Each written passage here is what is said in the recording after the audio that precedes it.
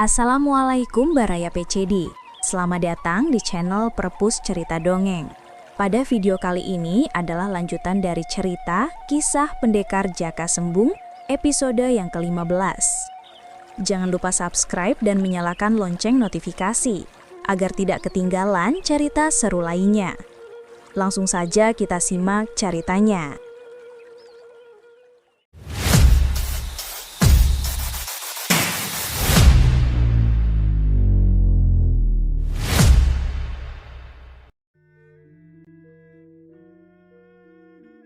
Hari sudah malam, tetapi keadaan di sekitar pantai itu cukup terang disinari rembulan.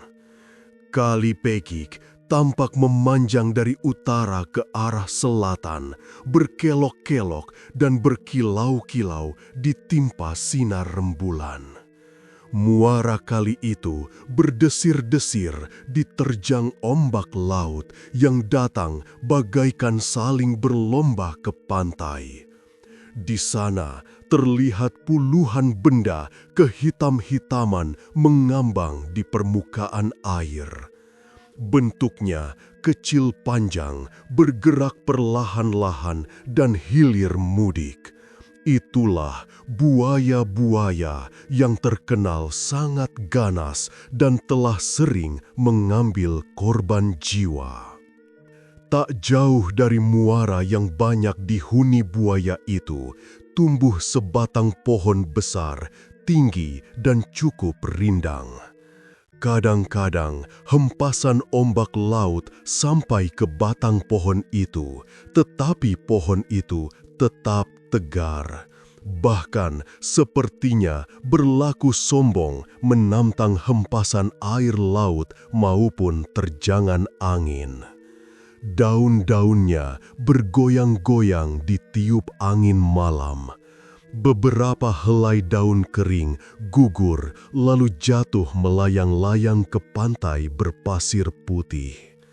Sekitar 5 meter dari pohon itu berdiri seorang lelaki. Sepasang matanya menatap ke arah muara yang dihuni buaya. Mulutnya terkatup rapat dan tubuhnya pun tegak tanpa bergerak-gerak mirip patung. Lelaki itu masih cukup kekar, berusia sekitar 25 tahun dengan tubuh yang kekar. Kumisnya panjang melingkar di atas bibirnya yang kehitam-hitaman. Ia mengenakan ikat kepala belang-belang. Alisnya tebal, pertanda ia seorang pria yang keras hati. Tetapi melihat sikapnya saat itu, agaknya ia sedang menanggung penderitaan batin maupun lahir yang sangat menyakitkan. Wajahnya yang mencerminkan kekerasan itu terlihat menahan sakit dan dendam. Di bawah sinar rembulan, tampak tangan kanannya di bagian pergelangan, bengkok dan membengkak kaku seperti cengkrong. Tulang pergelangan tangannya itu pastilah remuk sehingga tidak bisa digerakkan. Nyerinya bukan main, seperti ditusuk-tusuk jarum. Berkali-kali terdengar pria itu mengeluh dan merintih kesakitan. Oh, Pak Guru, seandainya engkau masih hidup, engkau tentu akan mengobati tanganku ini sampai sembuh seperti sedia kala. Tapi engkau telah pergi untuk selamanya, gugur di tangan jahanam itu. Aku akan menuntut balas atas kematianmu ini, lelaki itu bergumam dalam hati. Siapakah sebenarnya lelaki itu? Dialah Barna, pendekar yang kelak akan dikenal sebagai si Cakar Raja Wali. Beberapa hari lalu, gurunya bertarung habis-habisan dengan Jaka Sembung di tepi muara Kali Pekik. Melalui pertarungan yang sangat panjang dan menegangkan, gurunya akhirnya terlempar dalam keadaan tak berdaya ke dalam muara itu. Tak ayal lagi, Tubuh itu pun habis dicabik-cabik oleh puluhan buaya. Di muara sungai itulah gurunya terkubur. Dalam pertarungan sebelumnya, Barna menderita luka tulang remuk di bagian pergelangan tangan kanannya. Sebentar, ada rasa putus asa dalam hatinya karena ia telah hidup menyendiri tanpa guru, bahkan tanpa sanak saudara. Tetapi karena kebencian dan dendam di dalam hatinya, semangatnya berkobar kembali. Tidak, aku tidak boleh putus asa. Aku akan melatih tanganku yang cacat ini, ia berkata dalam hati. Perlahan-lahan ia berlutut dan mengangguk-angguk ke arah muara Kali Pekik. Guru, selamat jalan. Mohon doa restu untuk muridmu, katanya dengan suara bergetar. Setelah itu, ia kembali bangkit dan melangkah meninggalkan tempat itu. Esok harinya, matahari bersinar sangat teriknya, bagai hendak membakar pasir pantai Teluk Cirebon. Pasir pantai yang sangat luas itu terlihat mengeluarkan uap seperti air mendidih, yang menginjaknya pastilah akan kepanasan. Itulah sebabnya pantai itu nyaris tak pernah didatangi manusia bila siang. Tetapi di pantai pasir itu sekarang tampak seorang lelaki sedang duduk setengah berjongkok. Perbuatannya sangat aneh sekaligus mengagumkan. Ia membenamkan tangan kanannya ke dalam pasir yang panas itu. Itulah Barna. Lelaki muda itu mulai berlatih, mempersiapkan tangan kanannya yang cacat menjadi kuat serta berbahaya. Berjam-jam lamanya ia berbuat seperti itu. Dan ketika matahari mulai condong ke barat, ia menarik tangannya dan beristirahat. Malam harinya ia berlatih silat dengan sangat tekunnya. Begitulah ia habiskan hari-harinya di pantai Teluk Cirebon. Tak ada yang mengetahui atau menyaksikannya. Seiring dengan perjalanan waktu, ilmunya pun semakin tinggi dan pergelangan tangannya mulai sembuh. Karena sepanjang hari dipanggang sinar matahari di pantai, kulit tubuhnya pun menjadi hitam legam. Sebulan, 2 bulan, 3 bulan terus berlalu tanpa terasa. Pergelangan tangan kanannya selain tidak sakit lagi, juga telah kuat. Tetapi bentuknya berbeda dengan tangan kirinya. Pergelangan tangan itu terlihat lebih besar, kaku, dan kehitam-hitaman karena sepanjang hari dibenamkan di pasir panas. Jika dibuka dengan posisi hendak mencengkram, tangan kanannya terlihat seperti terbuat dari besi. Ia berlatih terus, seperti telah lupa segala-galanya sebab hanya memikirkan ilmu silat yang sedang dipelajarinya. Setengah tahun kemudian, terlihat ada kemajuan dalam dirinya. Sekarang, ia tak melatih tangan kanannya lagi di pasir pantai, melainkan di dalam air mendidih. Setiap hari selama berjam-jam, Barna menyalakan api menjerang air di dalam kuali. Di dalam air mendidih itulah ia membenamkan tangan kanannya sehingga menjadi sangat kuat.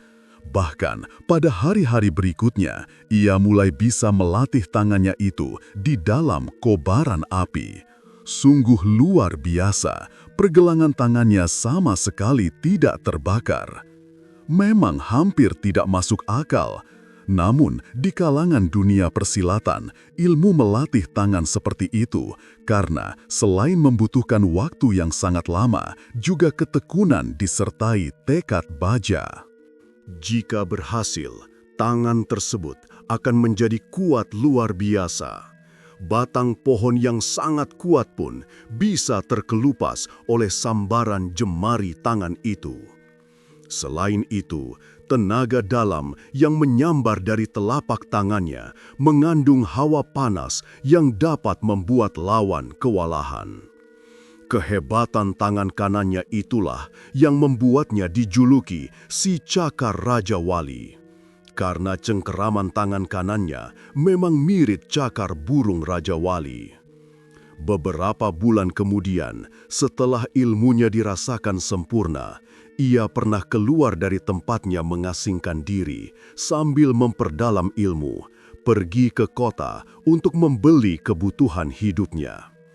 Tanpa ia inginkan, ia hendak ditipu jagoan-jagoan pasar, bahkan mereka memperlakukannya sangat kasar. Maka ia pun mengamuk bagaikan banteng luka. Tangan kanannya yang sekeras baja itu menyambar-nyambar amat dahsyatnya. Akibatnya memang luar biasa. Setiap jagoan yang terkena sambaran tangannya langsung roboh bersimbah darah. Nama si Cakar Raja Wali segera meluas berpindah dari mulut ke mulut. Dan nama itu bahkan merupakan semacam momok yang sangat menakutkan bagi para pendekar di sekitar daerah pantai Cirebon. Jarang ada pendekar yang mengetahui latar belakang si Cakar Raja Wali. Karena sebelum menguasai ilmu cakar maut itu, ia memang belum dikenal orang dalam dunia persilatan.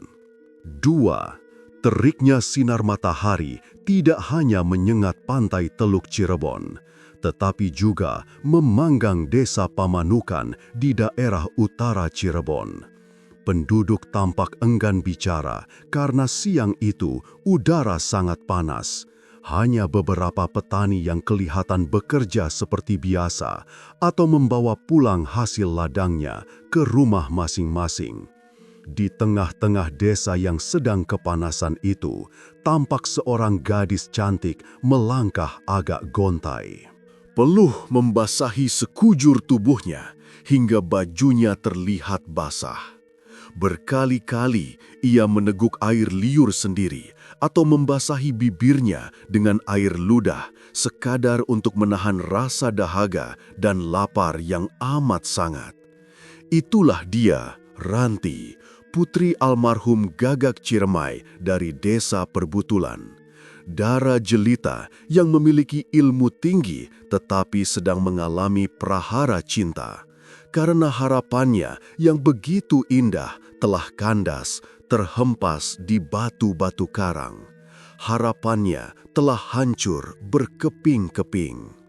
Seperti diceritakan pada awal kisah, Ranti datang dari desa Perbuturan ke desa Kandang Haur untuk menemui Roijah, kekasih Parmin. Dara jelita yang dididik dan dibesarkan Raja Rampok Gembong Wungu ini bermaksud menantang Roijah untuk bertarung memperebutkan Parmin, si Jaka Sembung. Setibanya di desa Kandang Haur, ia berhasil menyelamatkan Roijah dari penjara. Tapi di tengah hutan loyang, Ranti mengajak Roijah bertarung hidup mati, dalam arti siapa yang hidup atau menang, dialah yang berhak mendampingi Parmin. Tetapi kemudian Ranti menyadari sepenuhnya bahwa cinta memang tidak bisa diperebutkan. Cinta itu lahir sendiri, tak bisa dipaksakan. Akhirnya, ia pun meninggalkan Roijah bersama gurunya di tengah hutan itu. Ia berlari dan terus berlari keluar hutan loyang, lalu masuk hutan lain lagi. Air mata gadis itu tak henti-hentinya menetes membasahi wajahnya. Entah berapa hari ia berlari keluar masuk hutan, Ranti sendiri tidak mengingatnya. Hatinya sangat terpukul karena kegagalannya meraih mimpi-mimpinya yang sangat indah. Akhirnya, dalam keadaan sangat lemas, kehausan dan kelaparan, Dara jelita itu sampai di depan desa Pamanukan. Ranti sebenarnya tidak mempunyai kenalan di desa itu. Ia cuma kebetulan saja sampai di sana dalam perjalanannya yang tanpa tujuan pasti. Sejenak, ia hentikan langkahnya di depan sebuah warung di tengah desa. Di dalam warung itu, tampak seorang lelaki sedang makan sendirian dengan posisi duduk membelakangi Ranti. Rasa haus dan lapar semakin menyiksa. Ranti ingin mampir ke warung itu, tetapi ia tak mempunyai uang lagi. Ia kembali merasakan betapa menyakitkan jika tidak mempunyai uang, apalagi kalau sedang berada di desa orang. "Apa akalku sekarang?" pikir gadis itu setengah putus asa. Sebaiknya aku mencoba menawarkan diri mencuci piring kepada pemilik warung itu agar aku bisa minum atau makan. Namun, ketika melangkah hendak ke warung itu, tiba-tiba seorang lelaki setengah baya menghampirinya. Lelaki itu kurus dan matanya cekung dengan kumis tipis tapi panjang, membuatnya kelihatan lebih tua dari umur sebenarnya. Melihat sinar mata pria itu, Ranti segera menduga bahwa orang yang belum dikenalnya itu pastilah orang licik dan jahat. Sambil tersenyum dengan setengah menyeringai, Tapor yang dijuluki Serigala Pamanukan itu menatap Ranti dari ujung kaki sampai ke ujung rambut. "Hahaha, kelihatannya Nona merupakan orang asing di desa ini. Agaknya Nona sedang dalam kesulitan. Kalau seandainya Nona membutuhkan pertolongan, dengan senang hati akan saya bantu Nona," kata Tapor. "Apa maksudmu?" tanya Ranti ketus, tidak senang melihat sikap pria itu, terutama sinar matanya yang jelalatan melirik ke arah dada Ranti.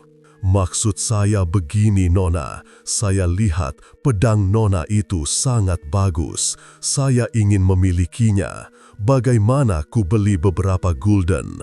Nona tentu tidak keberatan." "Maaf Pak, senjata ini adalah senjata pusaka pemberian ayahku." "Tidak mungkin, dijual."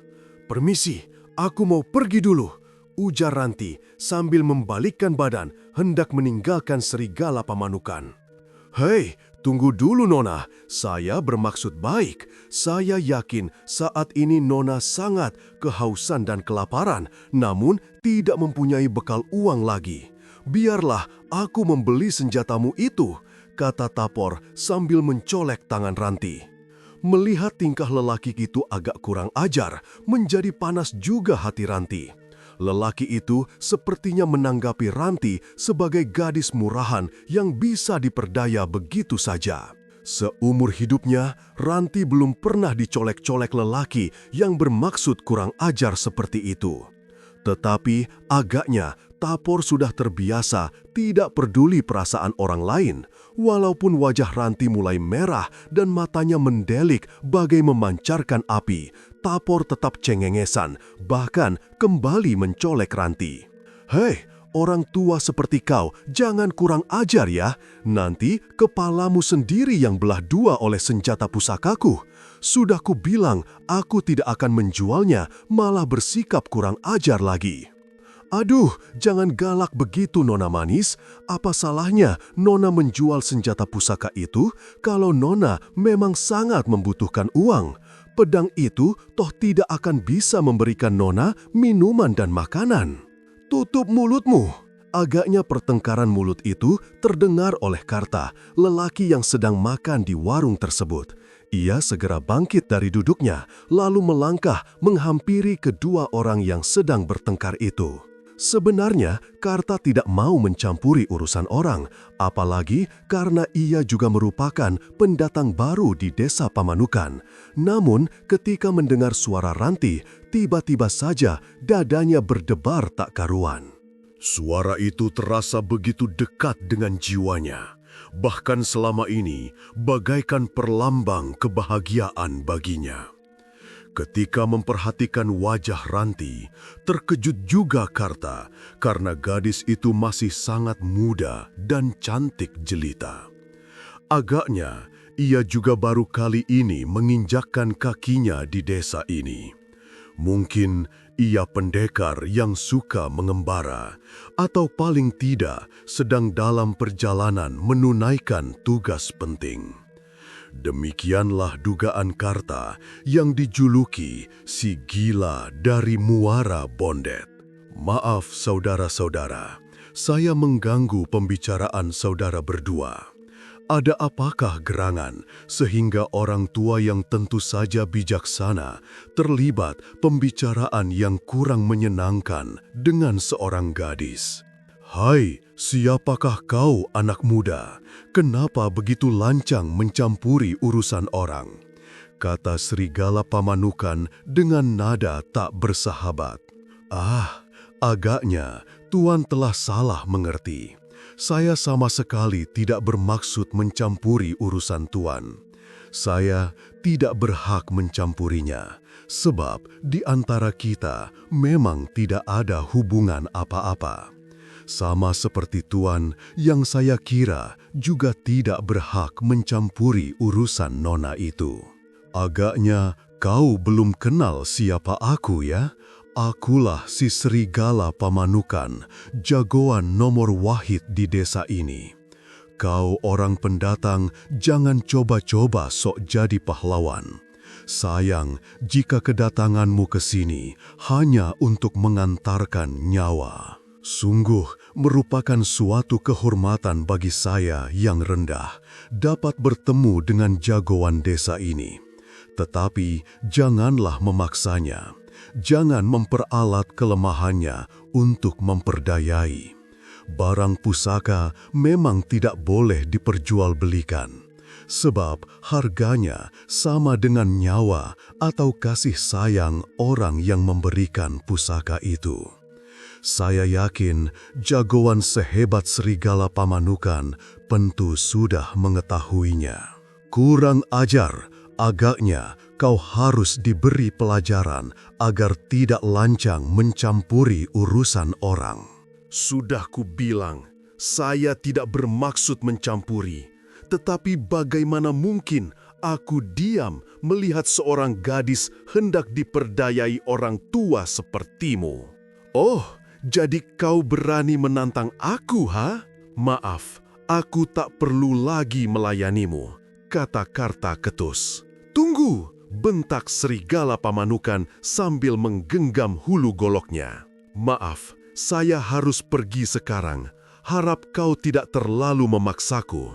Lalu dengan sikap tak mau peduli lagi kepada serigala pamanukan, Karta menghampiri Ranti. Kemudian dengan sikap bersahabat, maaf Nona.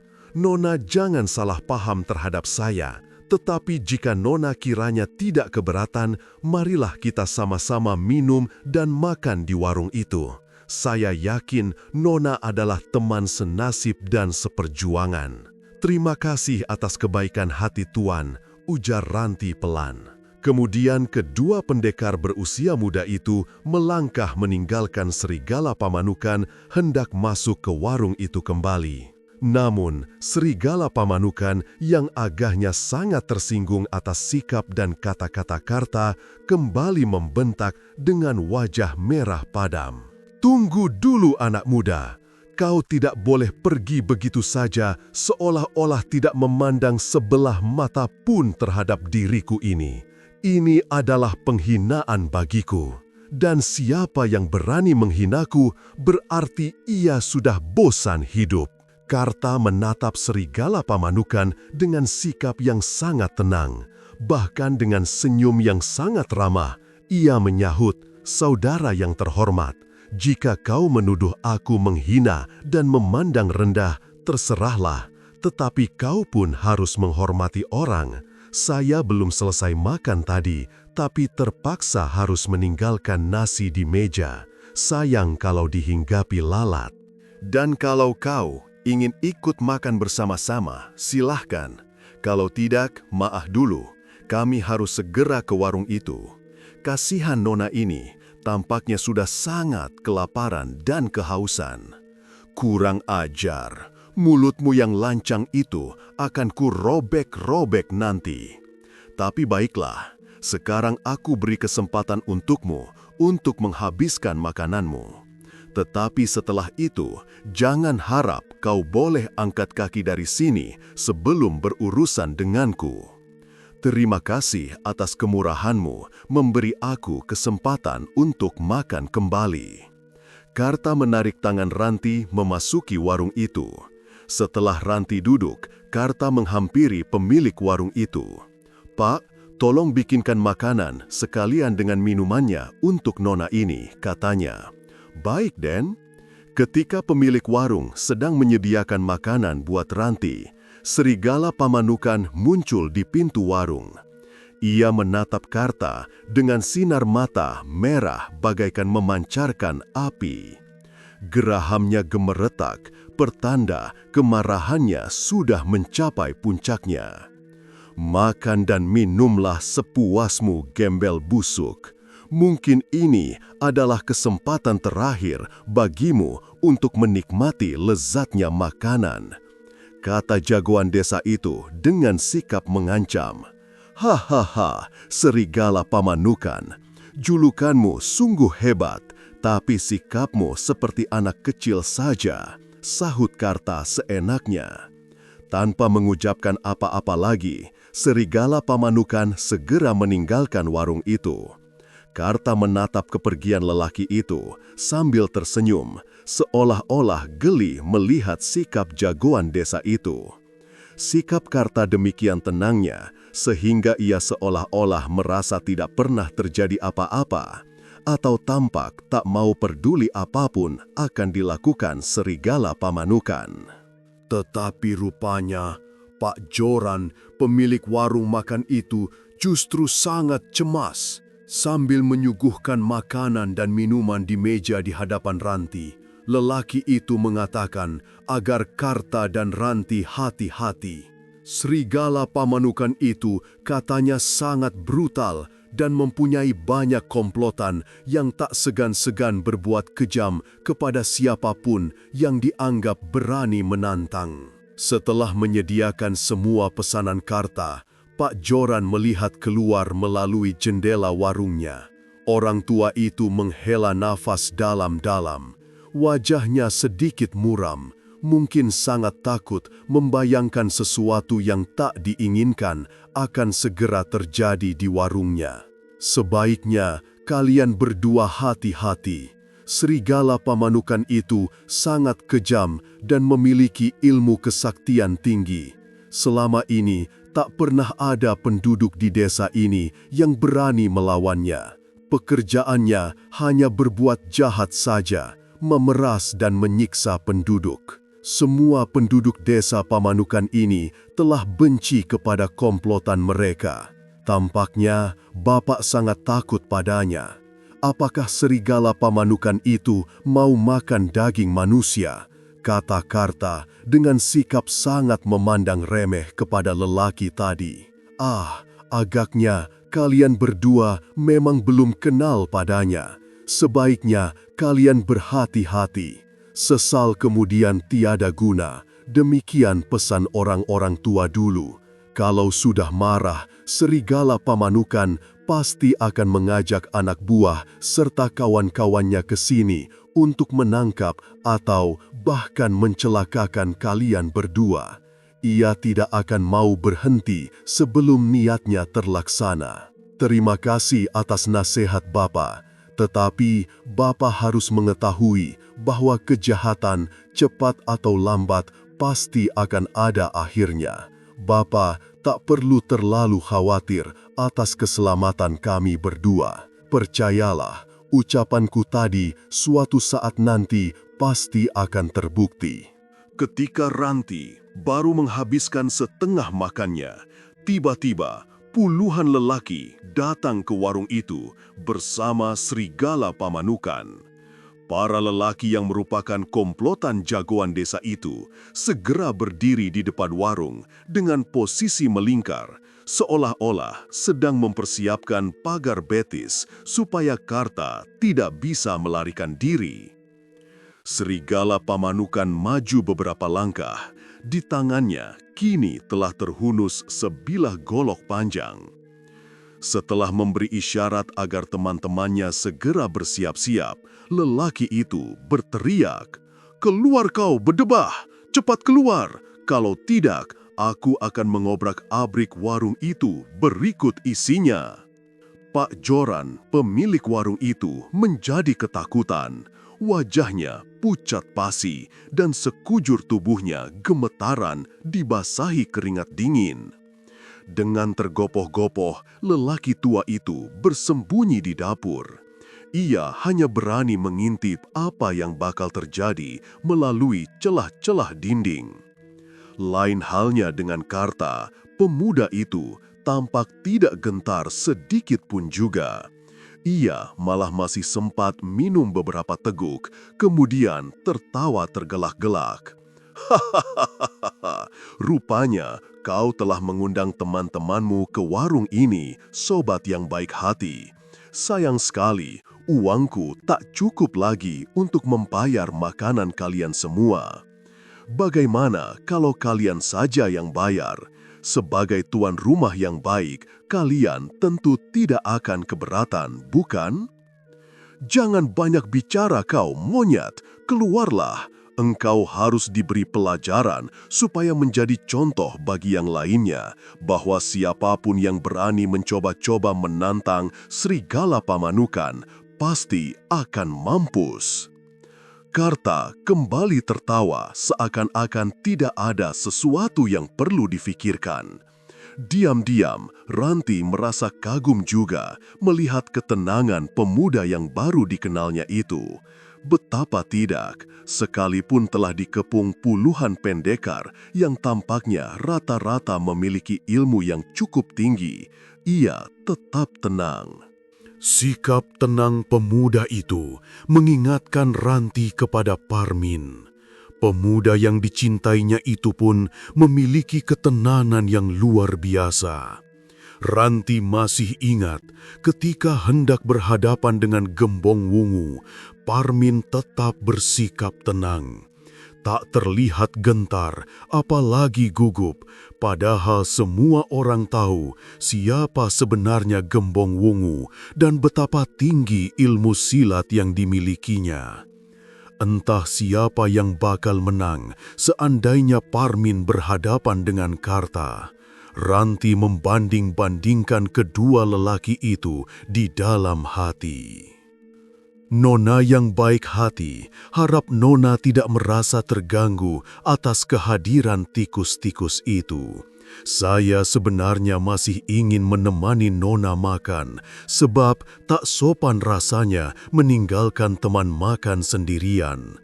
Tapi apa boleh buat, mereka tampaknya tak sabaran lagi. Saya harus segera menemui mereka sekarang juga, kata Karta sambil menatap Ranti dalam-dalam. Saya jadi menyesal telah merepotkan Tuan, kata Ranti dengan suara hampir tak terdengar. Gadis itu menundukkan kepala sambil mengetuk-ngetuk jemari tangannya ke atas meja. Entah apa yang sedang difikirkannya, tak seorang pun tahu. Maaf Nona, saya harus menemui mereka sekarang, kata Karta lagi. Oh, hati-hatilah, tampaknya mereka adalah orang-orang jahat. Sambil tersenyum, Karta keluar dari warung itu. Rambutnya yang panjang bergoyangan bagaikan menari-nari ditiup angin kencang. Sepasang matanya yang mencorong tajam bagaikan mata elang menyapu gerombolan jagoan desa Pamanukan. Ia kembali tersenyum, entah karena apa. Saudara-saudara sekalian, saya ucapkan selamat datang atas kedatangan kalian ke sini. Saya yakin saudara-saudara adalah para pendekar yang gagah perkasa, yang tak mau ribut hanya karena sebilah pedang pusaka. Seperti yang sudah saya katakan kepada saudara serigala Pamanukan tadi, benda pusaka hanya bisa dinilai dengan nyawa atau kasih sayang orang yang memberikannya, dan tidaklah boleh diperjualbelikan. Karena itu, dengan segala hormat, saya minta saudara-saudara sekalian tidak memaksa nona itu lagi untuk menjual senjata pusakanya. Kau jangan berlagak pilon gembel busuk. Tadi aku memang ingin membeli senjata pusakanya. Tapi persoalannya bukan itu lagi. Kau telah berani berbuat kurang ajar terhadapku, Serigala Pamanukan. Kelancanganmu itulah yang harus kau pertanggungjawabkan sekarang. Aku tahu kau bukan orang sembarangan. Kau pastilah pendekar sakti yang sengaja datang ke desa Pamanukan untuk merebut kekuasaan kami. Tapi jangan harap niat busukmu itu bisa tercapai. Karta mereguk minuman dari dalam gelasnya yang sengaja ia bawa tadi dari dalam warung. Setelah mereguk minuman itu, Karta kembali menatap Serigala Pamanukan dengan sikap yang terlalu sukar dimengerti maknanya. Kusni, jagoan desa Pamanukan lainnya yang dijuluki si botak dari neraka, rupanya mengenal Karta. Jagoan yang kini berusia sekitar 55 tahun itu agaknya pernah bertemu dengan Karta dan telah membuktikan sendiri bahwa kehebatan ilmu Karta bukan hanya isapan jempol belaka. Kawan-kawan, harap hati-hati terhadap iblis ini. Aku kenal padanya. Dialah si gila dari Muara Bondet. Aku pernah bertemu dengannya, kata Kusni sambil menghunus goloknya. Hahaha, rupanya di antara kawan-kawan sekalian sudah ada yang kenal sama aku. Karena itu, aku merasa tak perlu lagi memperkenalkan diri. Aku memang si gila dari Muara Bondet, tapi aku tidaklah gila seperti yang kalian maksudkan. Kalian sendirilah yang gila, beraninya hanya main keroyokan saja, terhadap seorang gadis lagi. Karena itu, kalau saranku ini tidak terlalu berat, sebaiknya kalian kembali menghadap guru kalian untuk belajar lagi, kata si gila dari Muara Bondet. Bangsat, bentak Serigala Pamanukan geram. Lalu kepada teman-temannya, ia berseru, "Kawan-kawan, pergunakan cara kita yang biasa. Jepit rajulan untuk mengurung monyet ini. Biar tahu rasa dia. Hajar dia sampai hop." Tiba-tiba, ucapan tapor itu terhenti karena air minum yang disemburkan Karta melalui mulutnya tepat menghantam mulut jagoan desa itu. Sewaktu menyemburkan air itu tadi, Karta mengerahkan tenaga dalam, sehingga air minum dari mulutnya berubah seperti beku dan keras. Cukup sakit memang, tetapi bukan rasa sakit itu yang membuat Serigala Pamanukan marah bukan main, melainkan karena merasa dihina. "Serang!" teriak jagoan desa itu dengan suara mengguntur.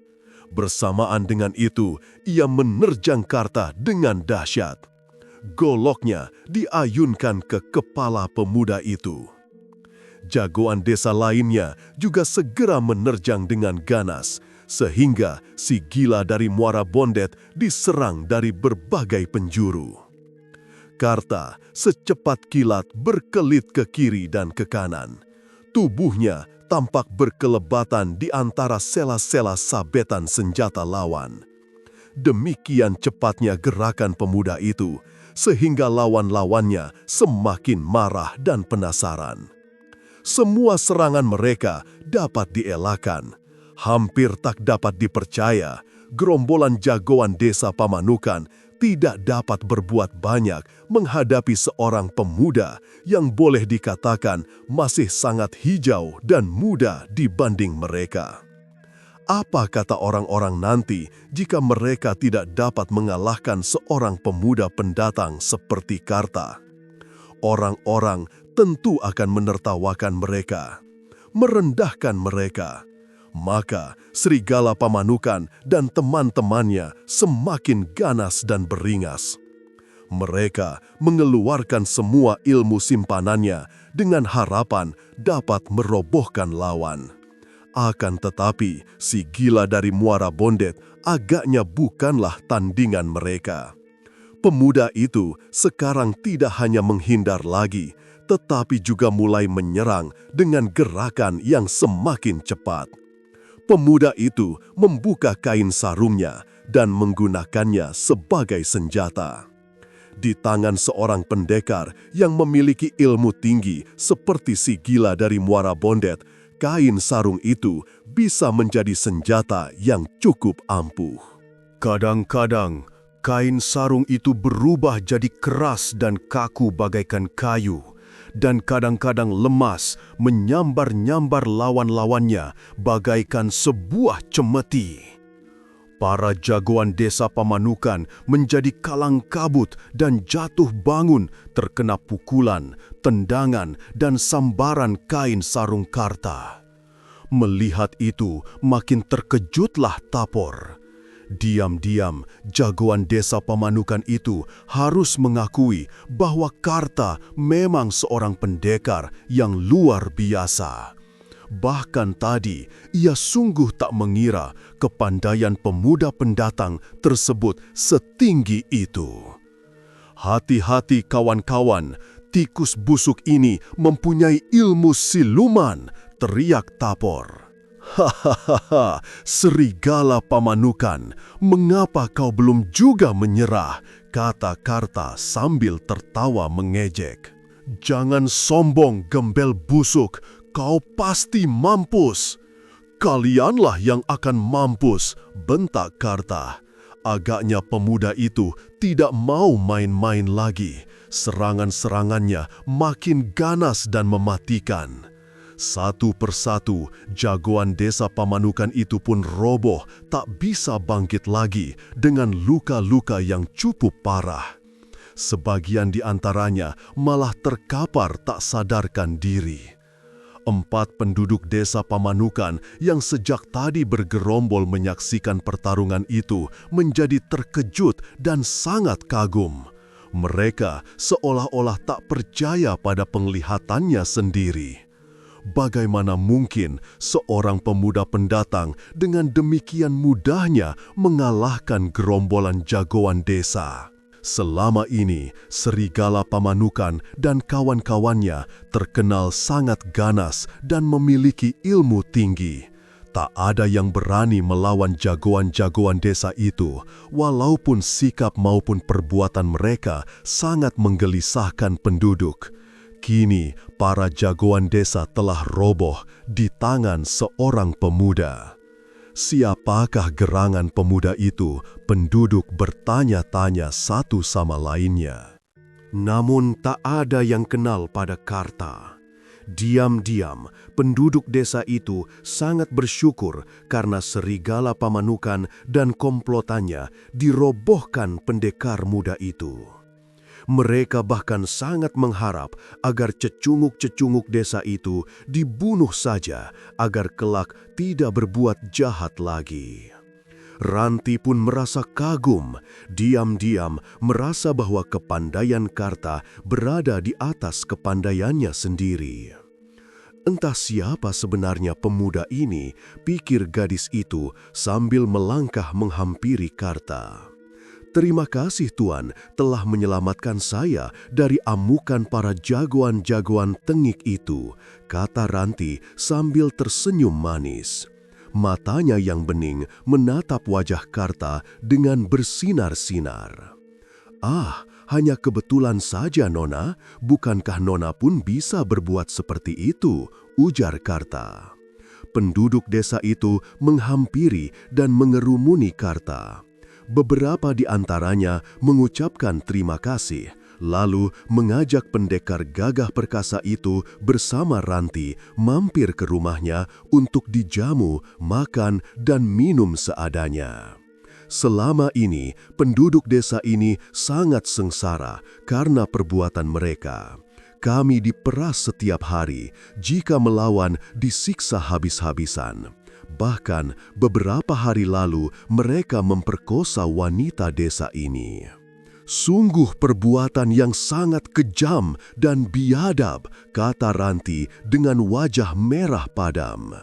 Sebagai seorang gadis, pemerkosaan memang lebih cepat menyentuh perasaan kewanitaannya.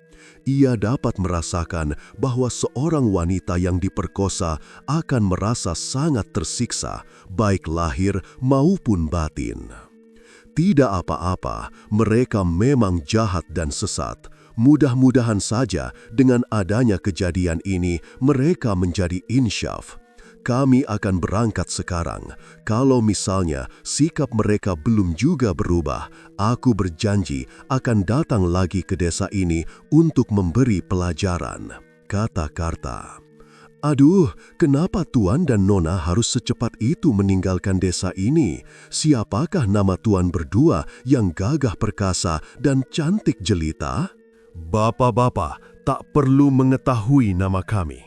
Tapi percayalah, nanti kami akan datang lagi ke desa ini.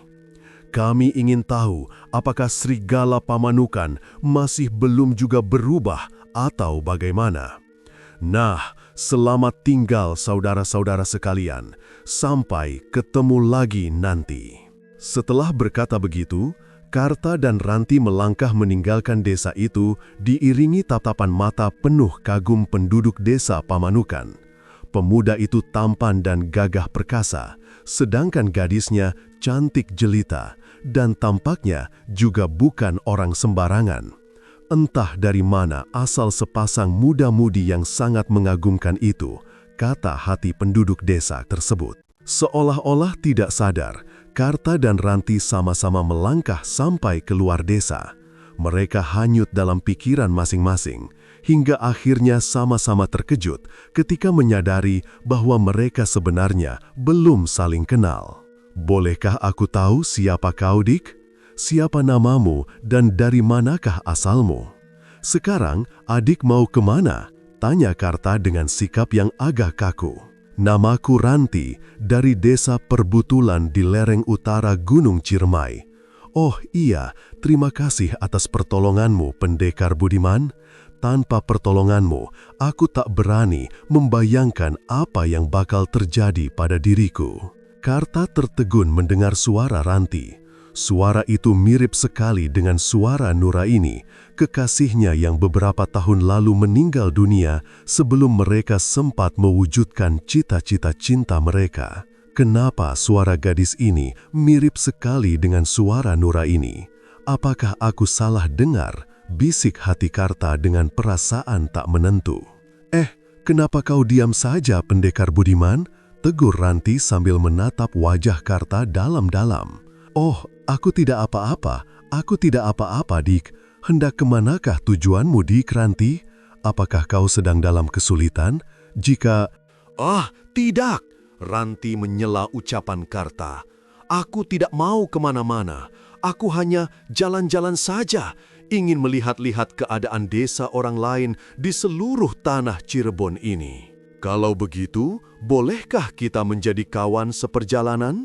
Terima kasih, Pendekar. Kau telah berbuat baik padaku. Semoga Tuhan membalas budi baikmu. Tapi biarlah aku melanjutkan perjalanan sendiri. Nah, sekarang kita sudah sampai di batas desa.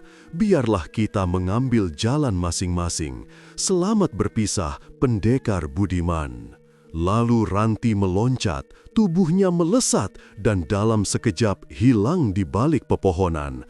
Tak terdengar lagi suara percakapan, hanya suara desir angin menerpa dedaunan. Si gila dari Muara Bondet berdiri termangu-mangu. Hatinya serasa hancur luluh, rasa sepi dan hampa merejam kalbunya. Entah karena apa, ia sendiri belum bisa memastikan. Oh Tuhan, kenapa hanya sekejap saja ia berada di dekatku? Kenapa? Hati pemuda itu merintih sedih. Nuraini, oh Nuraini, mungkinkah engkau telah menjelma kembali ke bumi ini? Pertemuan yang teramat singkat itu ternyata telah membuat luka lama di hati Karta kambuh lagi. Kenangan indah dan manis kembali memenuhi benaknya. Ia teringat masa-masa penuh kemesraan tatkala Nuraini masih berada di sisinya. Memang saat itu cukup banyak tantangan, tetapi dengan dua hati yang berpadu jadi satu, semua itu bisa dihadapi dan diatasi. Karta dan Nuraini melangkah bersama, berbagi suka maupun duka. Janji pun teruntai mengikat dua hati yang sedang dimabuk asmara. Tetapi semua itu hanya tinggal kenangan. Perjalanan hidup ini memang terlalu penuh dengan misteri. Apa yang terjadi esok hari tak seorang pun tahu. Manusia hanya bisa meramal dan mereka-reka. Karena itu orang mengatakan manusia hanya bisa merencanakan, tapi keputusan tetap di tangan Tuhan. Di luar segala perhitungan dan harapan, maut merenggut nyawa Nuraini. Gadis itu pergi dan takkan pernah lagi kembali. Ia pergi bersama cinta yang masih bersemi di dalam sanubari. Karta pun merasa terhempas ke dalam jurang yang maha dalam dan gelap. Segala harapan dan mimpinya yang indah hancur sudah. Tiada lagi yang bisa ia harapkan. Cinta yang telah sempat memberinya keindahan, ternyata juga memberinya kehancuran. Kenyataan ini terlalu pahit dan menyakitkan.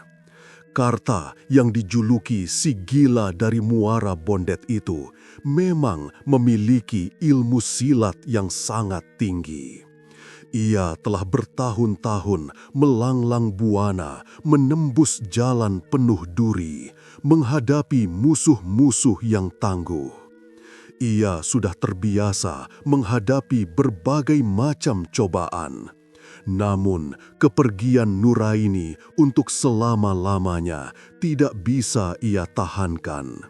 Jiwa dan hatinya terlalu rapuh untuk bisa menerima cobaan seperti itu.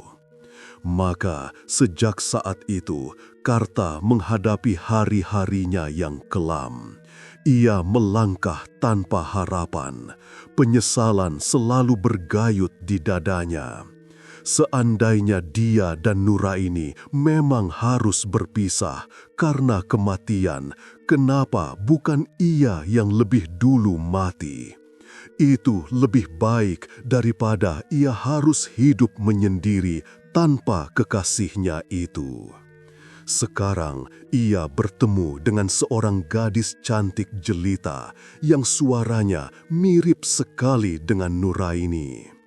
Tidaklah mengherankan jika perasaannya terasa kosong melompong setelah kepergian Ranti.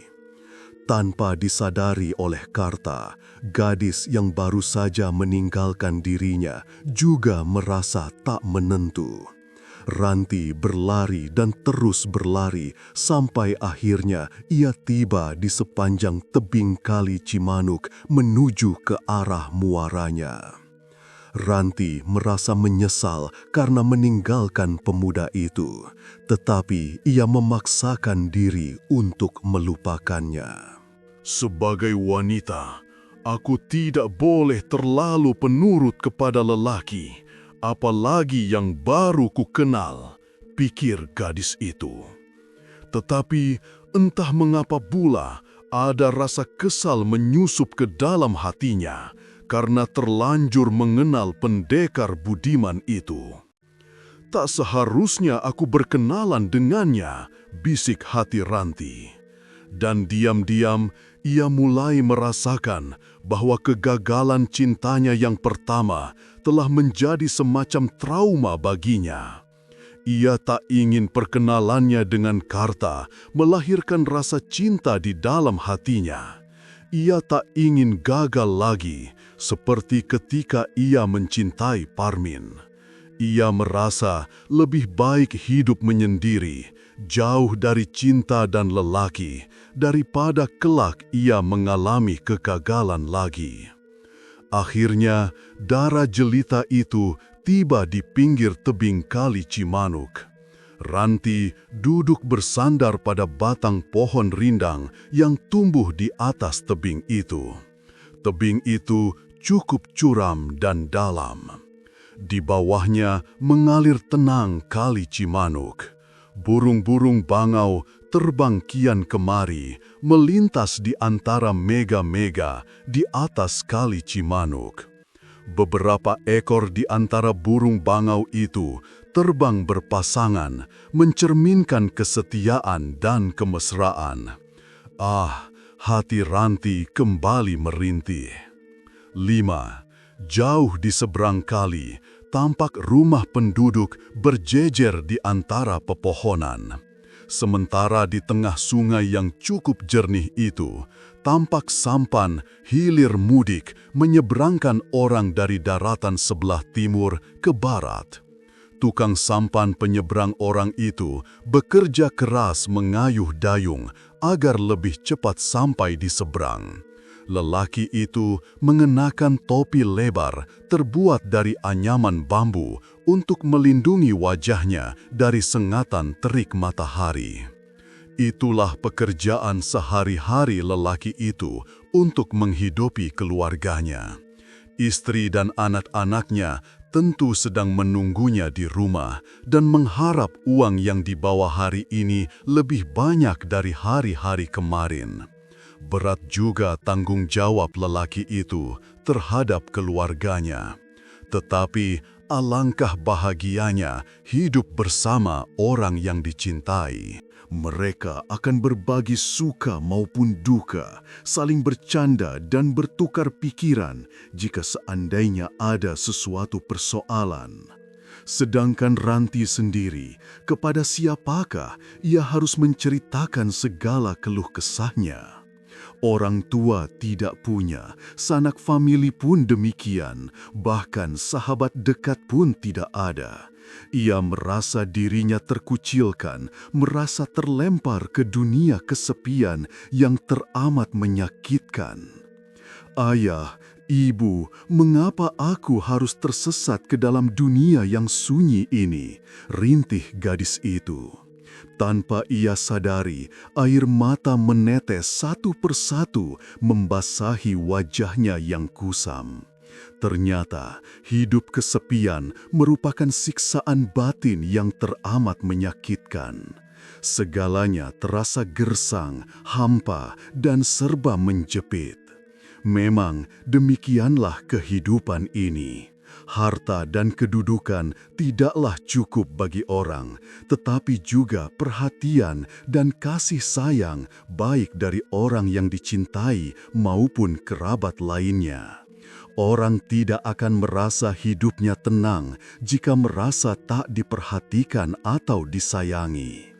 Ini membuktikan bahwa dalam hidup ini manusia tidak hanya memerlukan kebutuhan lahir, tetapi juga kebutuhan batin.